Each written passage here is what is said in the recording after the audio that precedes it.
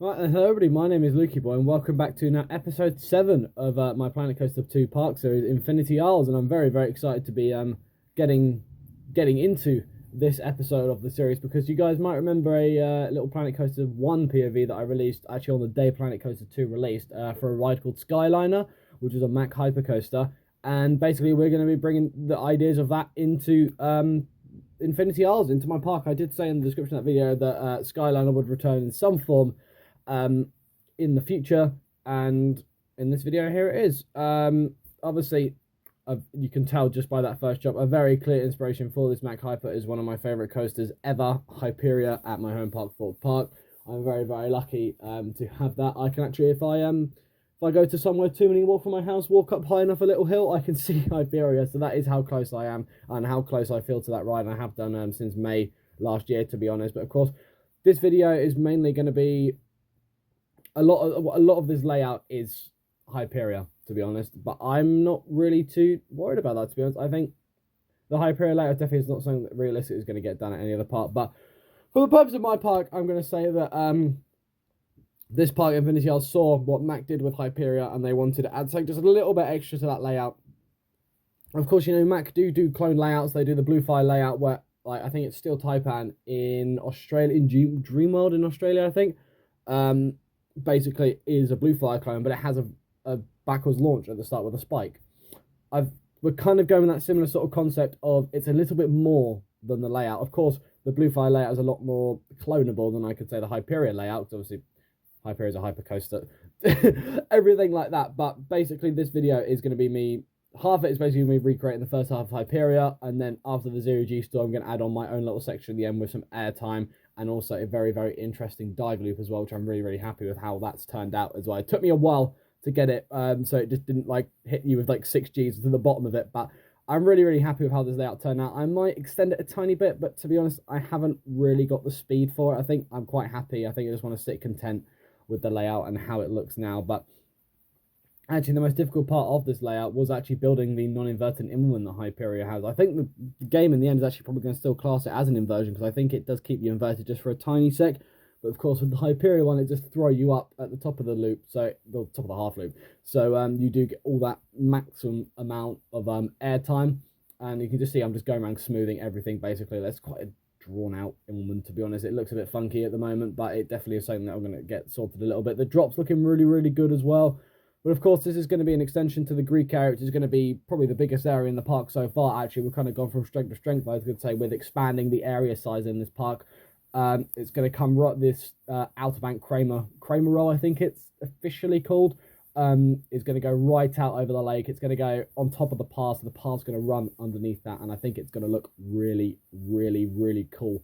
There is another bit of element of the ride which might make the pathing a little bit more difficult to do, but I want to get that path underneath there. This is basically going to be this is going to tower over the skyline of the park. To be honest, this is probably going to be the tallest coaster in the park. I can't think of anything else that I'm going to build that is going to get any taller than this one. I'm just adding a few trim brakes at the bottom there. Of course, I kind of want to add them like just after the top of the Immelman, but the game wasn't letting me do it. That's how obviously Hyperia has it. But there you go. There's a little bit of difference there for Hyperia as well. But I don't think there's too much more for me to say at the moment. Just, and there's I think it might have just rolled back. Before I paused, I think it might have just rolled back.